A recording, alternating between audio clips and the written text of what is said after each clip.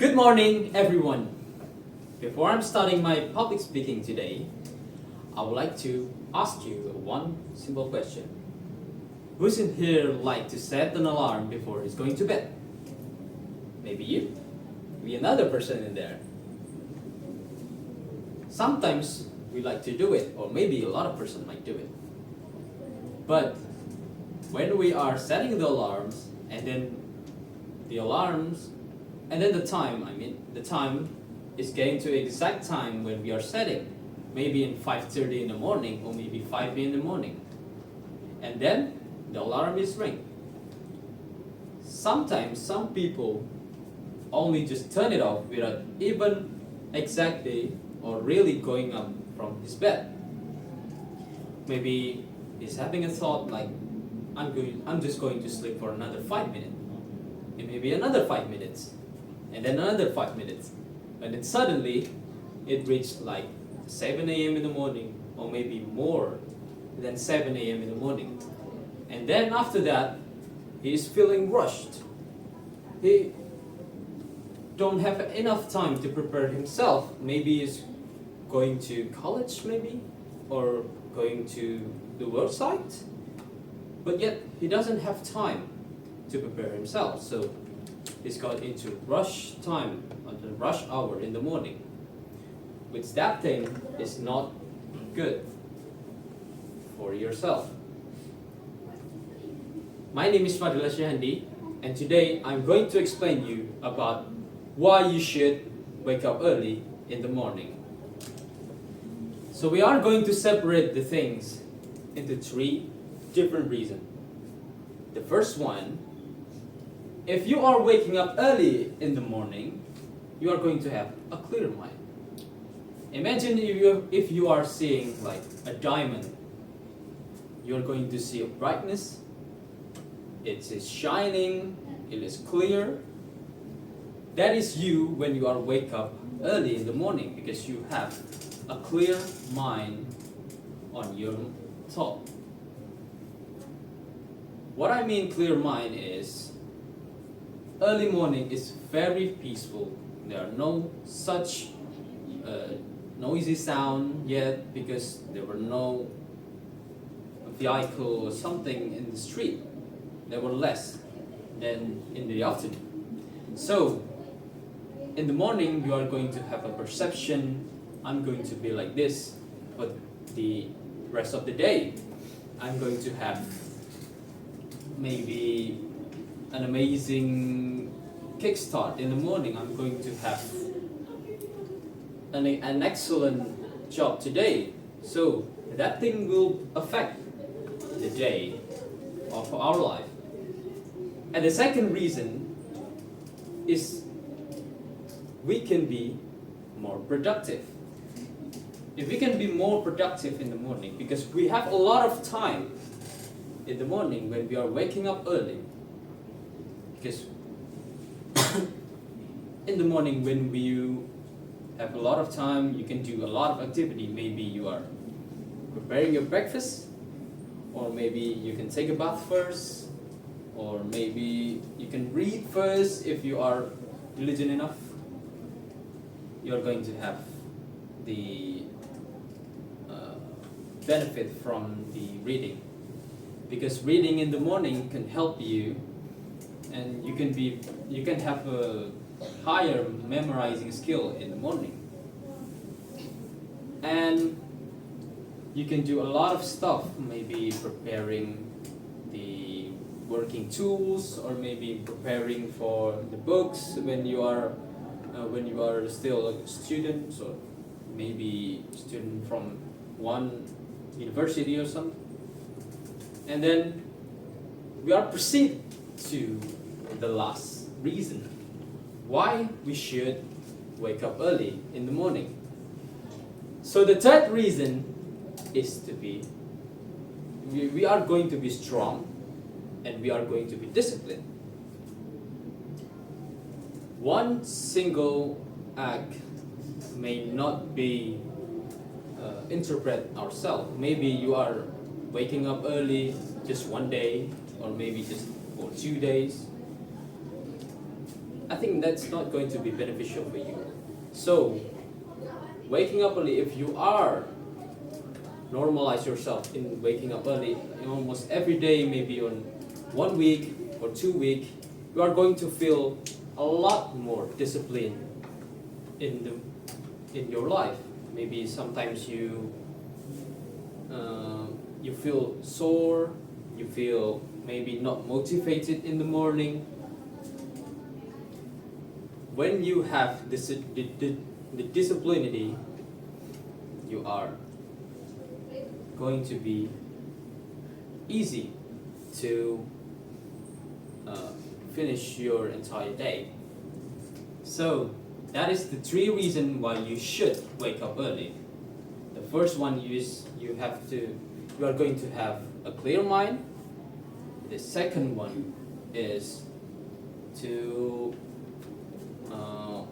more productive, and then the third one is you are going to have a disciplinity. So for the last statement is, tomorrow morning when you are wake up, when your alarm is start ringing, don't silence it, because that is your success. Wake up, take a deep breath, and remind yourself you are already one step ahead. Thank you.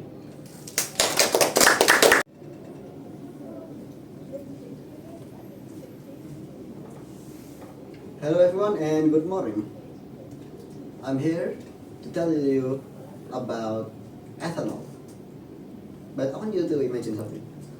What if you buy an expensive car, a new car, or a new bike? But you hear there's a new policy that ethanol will be mixed with gasoline soon. Very, very soon. What would you react? Surprise? Or you might be, I don't know, why is ethanol? Our ministry said that ethanol is safe. Or is it? Hello everyone, my name is Hamzah Badla Idris. I'm from 11 March University and my department is English Education. I'm going to tell you something about ethanol. For my personal experience, I think ethanol is bad. Why? Firstly, I like to go fast with my bike. But sometimes I feel like my bike going slower and slower each day. For example, I'm going like 110 kilometers per hour in the morning. But something is weird with my bike. Like it takes like longer time to reach 110 kilometers. Or sometimes it can't even reach 110 kilometers. I'll be stuck in like 100 or 98 kilometers. And it's quite concerning because if I want to overtake someone and then in the other lane a bike or a car coming and I might be too slow to overtake because my bike, I might crash or could be worse too. And ethanol can erode your machine. It can leave like a disgusting rust, like white or brown rust. And overall it's bad. And especially with older bike or older car, they can't use ethanol. It will ruin their engine and turn to impossible. Like it can't even use, the engine can't use ethanol anymore. So what we can do? We can invest to other fuel like Shell. But unfortunately Shell already pulled the plug from Indonesia because the new policy doesn't allow Shell and other fuel company to buy the fuel for themselves. They need to buy it from Pertamina, and that must include ethanol. We could give pressure to our minister, but so far it's not going well because they either just give us the silent treatment or doesn't care at all. But we still can do something, anything. to be honest, because it's really concerning for our bike and the future, because ethanol is not joke and it could lead to crash or something because the engine too slow, or and it could lead like more money to spend for people because they need to fix their engine from ethanol usage and etc. That's it from me.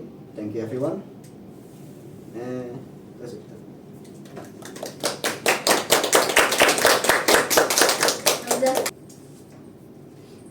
So hello everyone. Hi. Have you ever realized how often we forget the simplest thing that can actually make us healthy? Yeah. Yep, eating fruit. When was the last time you ate fruit? Do you remember? Yes. Today.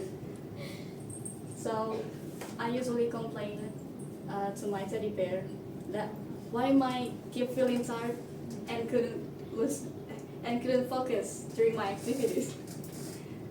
And else, I often told that to my mom too, and then she often asks me about what I've eaten today, and then I answer her like, I don't know, soto, and some snacks maybe. I don't really remember. Then she got mad at me. She scolded me, telling me that I should properly taking care of myself. Then she pushed me to buy some fruits. I realized that actually most of us, college students living away from home, surviving on cheap meals and maybe some caffeine, but forgetting something as simple as fruit. And the tiny thing that, like missing apple or banana, can really make a difference. Our body is like a machine.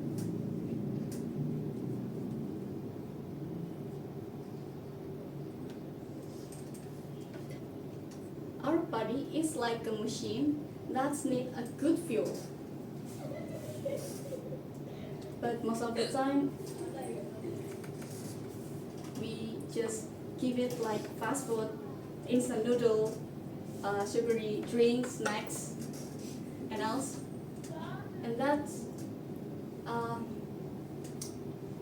make us tired easily, lose focus, or even sick more often. That's right.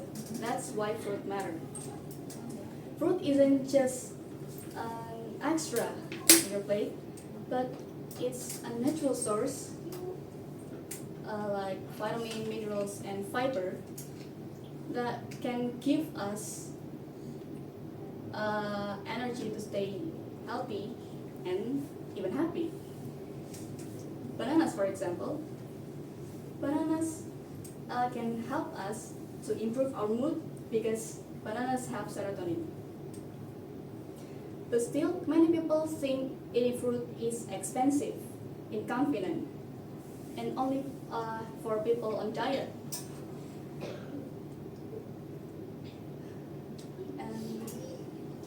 But the truth is,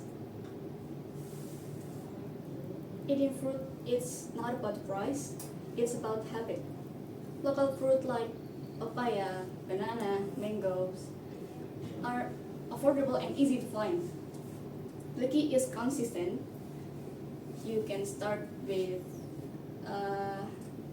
replace your snacks with slice of fruits or bring fruit slices on your lunchbox. Little steps done regularly create real change. So the next time you're looking for a snack, remember the big change start with a small choices. Start with eating fruits. I'm Aina Sama Fitriani. Thank you very much.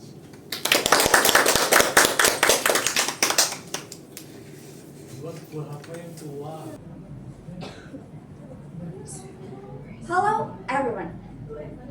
Let's be honest. Who doesn't love something sweet like boba, iced tea, chocolate, and candy? They're everywhere and they taste amazing, right? I used to think it's just one drink. It won't hurt, but here's the truth. Too much sugar slowly harms our body without us realizing it. My name is Farushiva Machaya, and here I will give 3 alternatives to reduce consuming sugar. So, when we consume too much sugar, it doesn't just make us gain weight. It also makes us tired more easily, weakens our immune system, and increases the risk of diabetes and heart problems. The worst part? These effects don't happen just one day. They build up quietly over time. But don't worry, I'm not saying we should stop enjoying life. We just need to be a bit smarter about it. Here are 3 easy alternatives to start reducing sugar. The first one is drink water. Drink water instead of sweet drinks. It's refreshing and keeps you hydrated. The second is choose fruits when you crave something sweet because they have natural sweetness and full of vitamins. The last one, the third, is use less sugar in your coffee and your tea. You'll be surprised how you taste but adjust after a few days. So, starting today, let's take a small steps. Cutting down on sugar doesn't mean giving up sweetness. It means choosing a healthier kind of sweet life. Thank you.